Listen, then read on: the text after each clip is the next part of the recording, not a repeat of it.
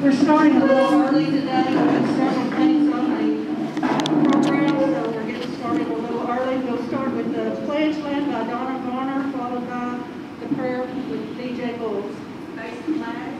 I pledge allegiance to the flag of the United States of America and to the republic for which it stands, one nation under God, indivisible, with liberty and justice for all. Let's pray together. Father, thank you for the day, for the rain, just another reminder of the way that you are faithful and providing for us and taking care of us. Thank you for this food, for all those you prepared. Pray you bless them, continue to bless our club and give us opportunities to serve and to selflessly put others before ourselves in this community. Give us eyes to see those opportunities. Father, the willingness to step in and serve those and bless our time together in Jesus' name. All right. We're not going to sing. We can Bill play, and we appreciate it. So y'all be seated. Tim is, there you are. Karen, do you have any guests? Yes, we do. Emily McGee, he is chair of the paper. Welcome, Emily. Okay, Tim, if you'll make your way up, we'll do the card draw. A couple of announcements. Don't forget, if you hadn't picked up your flags, to please do so in the next day or so, even though it's rained. My mask is too big. Even though it's rained, it's okay to pick them up. The flags don't get ruined anymore with material, so it's okay to take them up. So please, if you haven't taken up your route, please do so. And we've got a small crowd here today, so Karen, you may want to send or Phil a reminder to get those program. I don't know what next week's program. Let's see. Donna, is it? No, Stacy's is next week, and then Donna's, yours is the 28th, I believe. 22nd, and mine's the 28th. All right, Tim, come on up. Let's do the card draw. All right, if I have one of my ladies from Gilmer Rotary Club draw, please. One ticket, please. One only, not fine. That'll work. Thank you. 238. 238. 238. 238.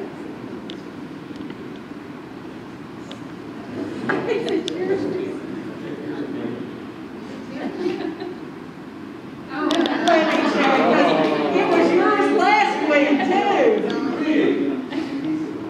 Yep, it's there. Okay. All right, I believe it's rigged. Y'all get her out like I do, please. Yeah. 4 spades. 4 spades. 6 of clubs. 6 of clubs. And now when they fell on the floor. 7 of hearts. 7 of hearts. All right. At this time, I would like to ask our former district governor, Carolyn Franks. District governor nominee. District governor nominee. Oh, okay. Haven't you been a district governor before? I was assistant governor. Assistant governor, okay. I'd ask her to come up right now. She's going to do our new officer induction.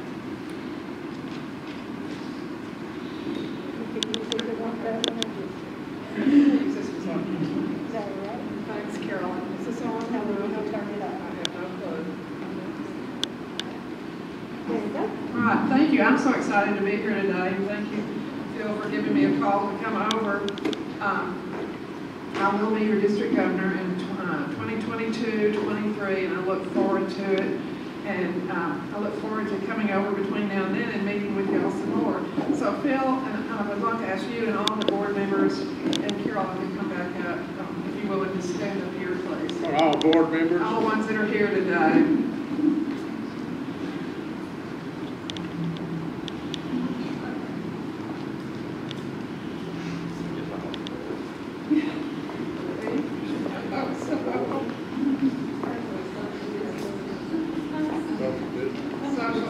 Social business. Here we go. I'm actually going to do the short form of this so y'all can have your program and won't take very long. But you've been selected by the members of this club to guide its affairs during the coming year. You have been entrusted with an important responsibility that will help shape the Gilmer Rotary Club. Your selection to your office is an indication of the esteem and confidence your fellow club members have in you.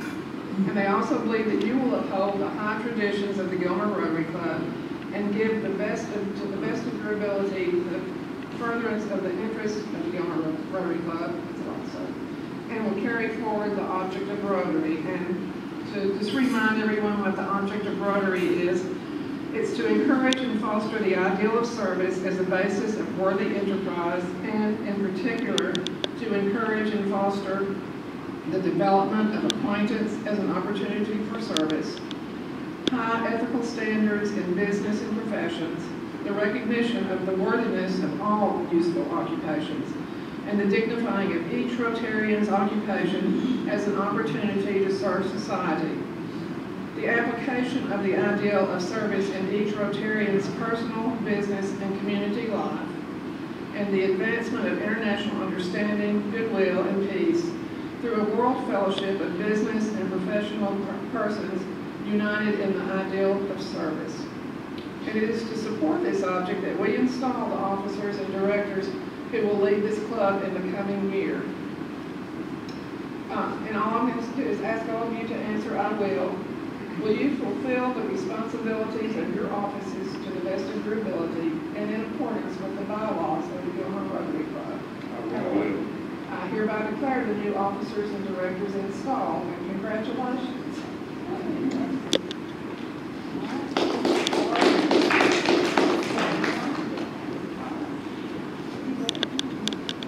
All right. Speech. Now, we have a program today, so I'll keep it real short. But first off, I want to thank the board that's serving with me this year. We are going to do some exciting things. We have met, and some of our new members are giving us energy. They are ready to go, and so I am looking forward to some of the projects that we've talked about. One thing that I want to ask you as Rotarians is that, and I expect it really, if you're asked to serve on a committee, say, you betcha I will. That's the Rotary spirit. So we're going to try to get everyone involved, and so I want you to be involved in Rotary, and we are going to have a good time this year too. Carolyn, come on up. Carolyn has had to serve, and the other Rotary presidents, in a very stressful year, I'd say, but she did a great job of holding the club together with Zoom meetings and with emails, and struggling through cancellations like the golf tournament, but she did a great job. Carolyn, I want to award you recognition of the excellent job that you did serving as president, a president's gavel flag. Thank you. Did a great job.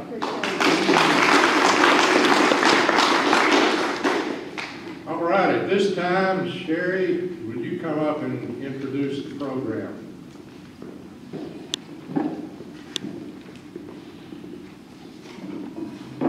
I am really happy to present our East Texas CASA representative, Brooke Davis. She's been working for CASA for 8 years. Right now, she's the Director of Programs and Advocate Training. So Brooke Davis, I'm so happy you're here. Thank you for being here.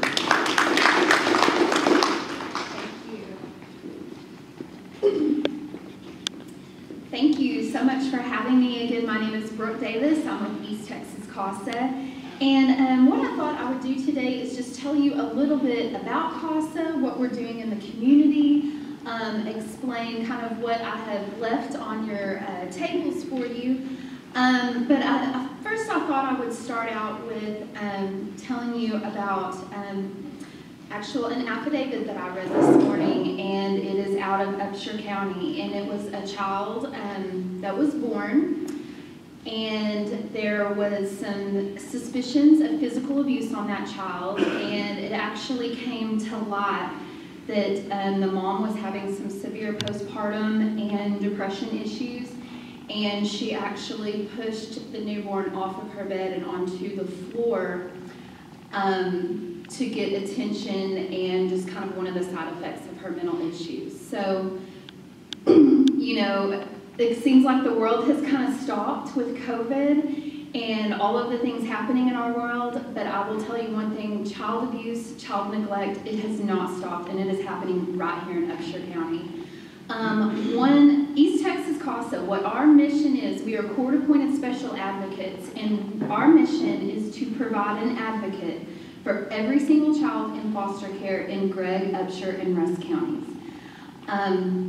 I'll tell you right now, we are running at about 60% of that goal, and it's simply because we just do not have enough people coming forward to volunteer to be the eyes and ears for a child and to be their voice in the court system. I say eyes and ears, it's really eyes and ears for the court. What our advocates do is they go through a 30-hour training process.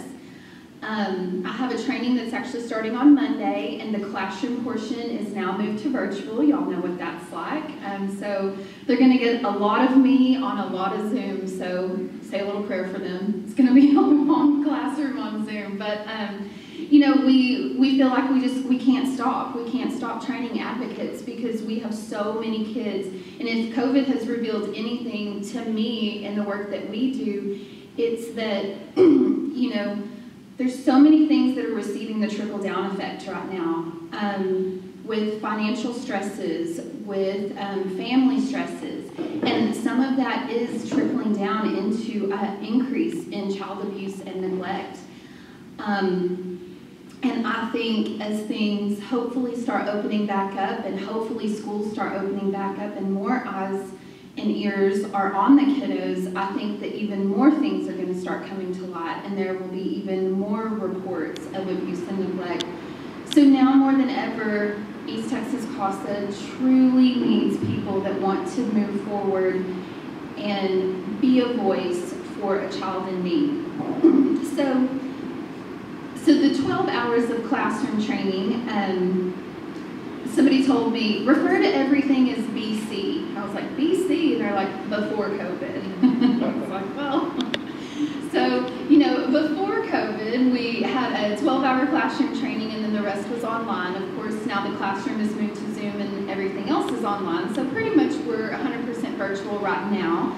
I'm hoping that things will go back in the near future to be able to do classroom trainings. But once our volunteers go through that training process, they are then sworn in by the judge.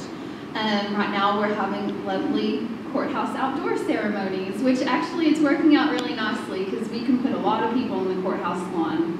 So they get sworn in by the judge, and then us as a staff, part of what our job is we look at cases that are coming in from all 3 counties that we serve.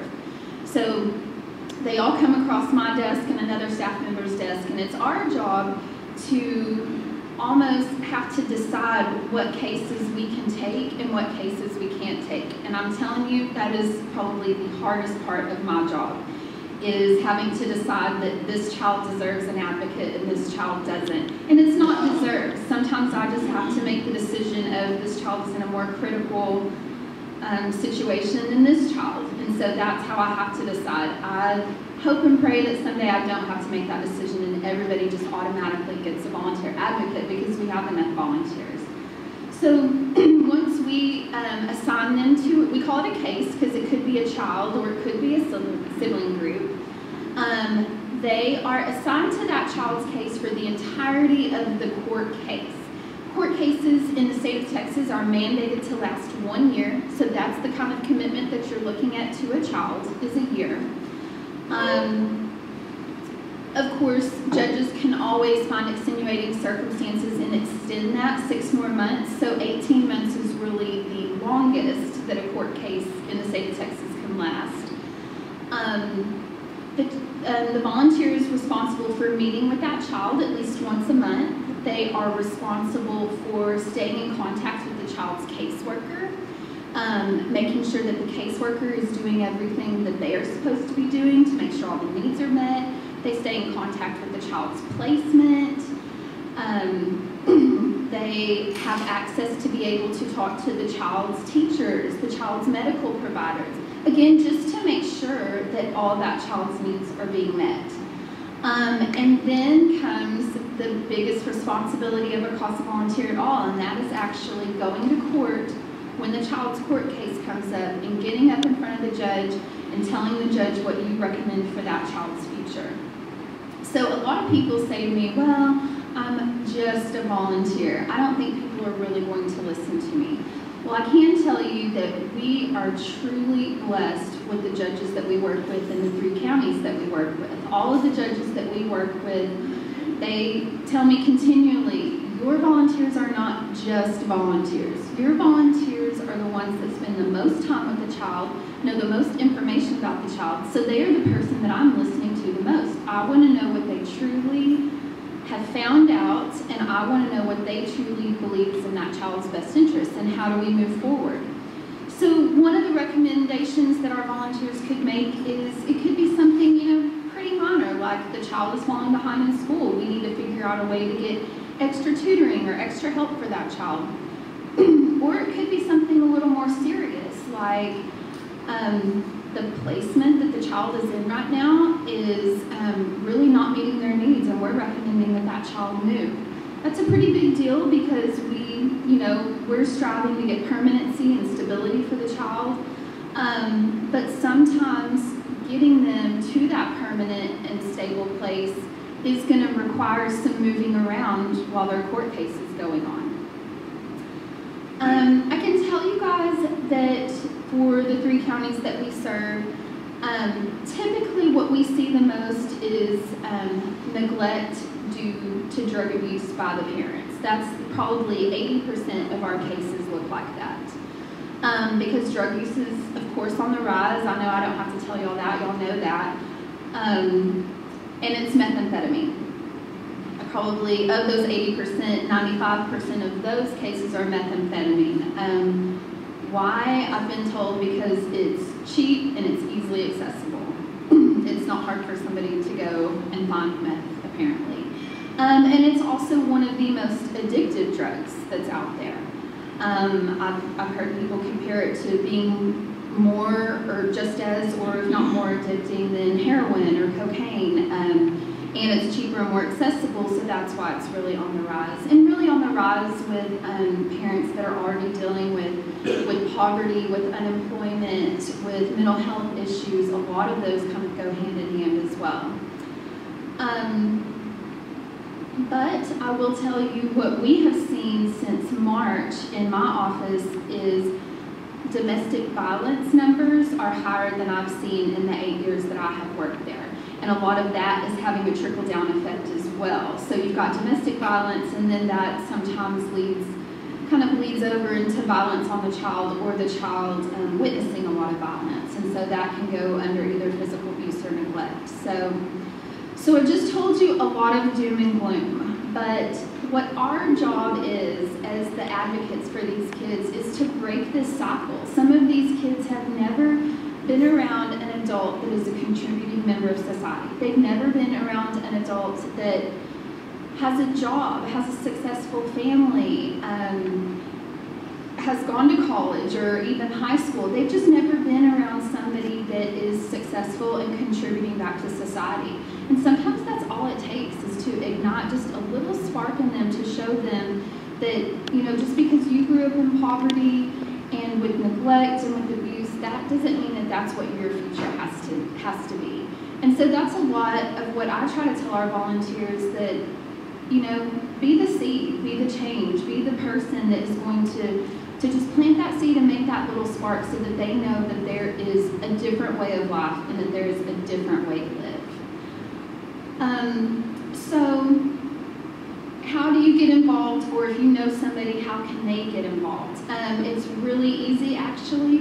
You can simply go to our website. It is on the back of your brochure that I gave you. It's easttexascasa.org, and there's a place to actually fill out an application. You can always just contact me directly. Our phone number is on here. I've got cards. I accidentally left them in the car because I'm trying not to take my purse into places. I know, y'all, it's crazy. But I would be happy to give anybody my card or anything like that, but I tried to go through that pretty quickly because I did want to give you guys the opportunity to ask me any questions that you might have about our program or how to get involved, or even if you know somebody that you feel like would be really good at this. That's why I left a nomination card on the tables also, and I have a few extras if I didn't pass enough of these around. So does anybody have any questions? Yes, sir. What do you contribute to the rise in abuse at this time? I contribute drug use, is what I really think it is. And a lot of times, not only are, you know, when somebody starts the addiction, I had a judge explain this to me, so trust me, I'm not a doctor or an expert. I'm stealing this from somebody, but how he explained it was, you know, you've got somebody that just maybe happens to try something at a party. And with methamphetamines, it's just so easily to get hooked right then. So they keep going back and back for more. And it's not that they don't love their kids and don't want to take care of their kids. It's simply because the addiction now kind of takes control. So the first thing that you're going to probably quit doing is, you know, making lunch for your kids to take to school. The next thing is you're probably going to quit going to work. Therefore, you're going to lose your car. You're going to lose your home. So now you've got children living in one of the lovely fine establishments that we have that charge by the week, that are usually drug-infested type places. And it just kind of starts spiraling downhill. And again, I really feel like it is the trickle-down effect.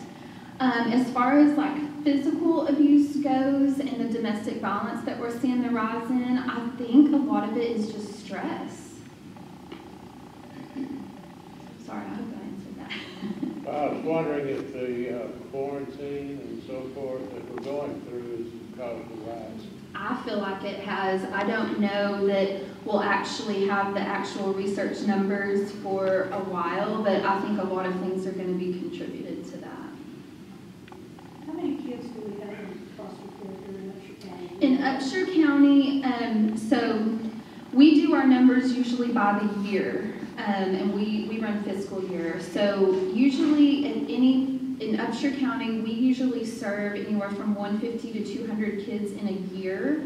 However, and that's kids coming in and kids leaving. So at any given time, Upshur County usually runs somewhere from, it's usually 60 to 80 kids at any given moment that are in CPS custody. How many volunteers do we have in Upshur County? Not very many. I believe I have 20 volunteers in Upshur County. So I definitely need more. As an agency, we have 140 volunteers. So that's for all 3 counties. Now, some of our volunteers, they will do cross-county. They will have, you know, some of our volunteers that have more than one case. They'll have a case in Gregg and a case in Upshur, or a case in Rusk and a case in Gregg. We don't have many that have Rusk and Upshur just because the drive is pretty far. But, you know, and honestly, we have a lot of volunteers that volunteer in Upshur County that are not Upshur County residents. So that should say something too. You know, I feel strongly that these kids that are here in Upshur County, they need Upshur County people representing them. You guys are the ones that know the resources, you know the people, you know the right people to talk to help these kids. So I really feel like Upshur County has a lot of room to grow when it comes to volunteer capacity for us.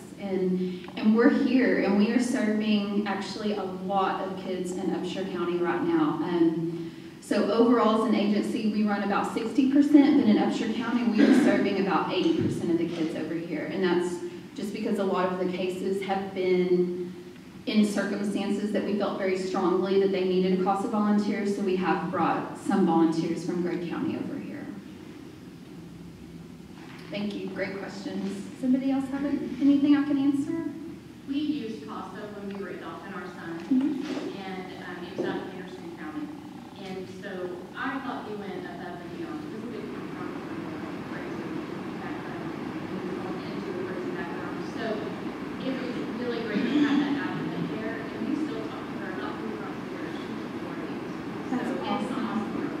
I love to hear stories like that and running into people that say, oh, you know, we were foster parents and we had CASA, and sometimes they'll actually name a volunteer that I personally have trained and worked with, and then so to kind of hear the other side of it and how well they advocated for their children, that's very rewarding for me personally. What is the training entail? What do you teach the CASA? So, a lot of the online training really focuses on the court system, how the legal side of it works, and then my classroom training, what I try to do is then put all of that into practice. And we use real life scenarios. We practice, how would you introduce yourself to somebody? How would you introduce yourself to a parent? Or how would you introduce yourself to a teacher of what you do and what your role is? And then actually practicing what you actually do. Practice going into court. How do you write a court report? What are the right things to say? What should you not necessarily say? So kind of, pulling it all together is kind of what I consider classroom.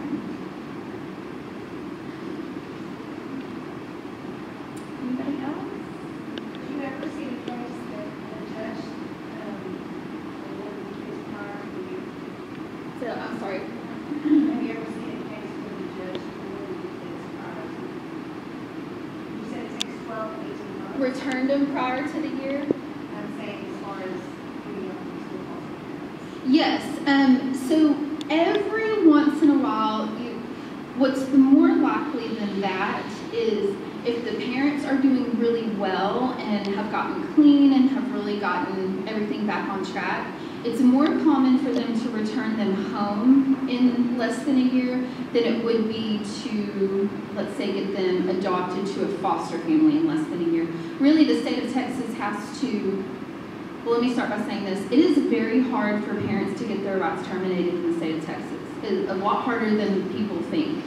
The judges have to go by the family code. There's a lot that goes into it. So they really, if they are looking to terminate parental rights, which has to happen before adoption can happen, they are going to give the parents every single final opportunity to do that. So if the case lasts less than a year, it's usually because the children are returned home. Do you get much pushback from the parents? Actually, and I get a lot of questions about how it works with the parents. So CASA is in a unique position because we are not necessarily the legal side, and we're also not CPS, so we're not the ones that removed their children. So, and that's one thing that I talk about in training too. How are you going to explain to these parents what your role now is in their children's lives? Well, luckily, we get to say, I'm here to make sure that your children's needs are being met, and so that they don't get lost in the shuffle, and that we can do everything in our power to help your kids. Usually just by saying that, the parents are like, okay, I think I want to be on this person's team. And so for the most part, we have zero problems with parents because I feel like I've helped our volunteers to be able to explain to the parents what we do. And, when they find out that all we want is what is best for their children, they're usually pretty on board with what we have to say.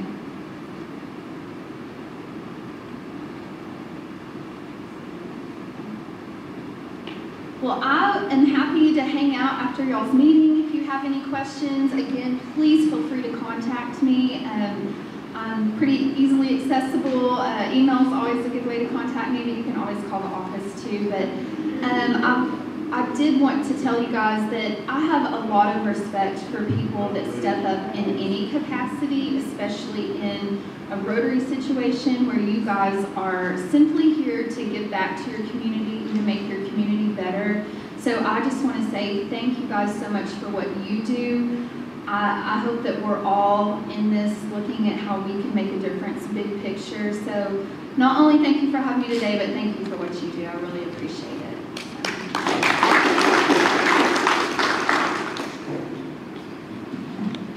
Thank you, Brooke, for bringing us that informative program. It's good to know that we've got an agency like CASA out there representing children in abusive situations.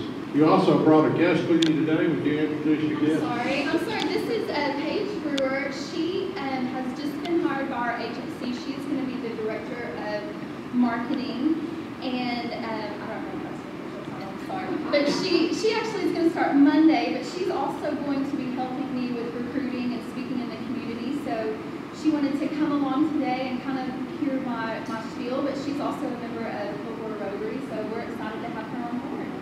Good to have you with us, Nate.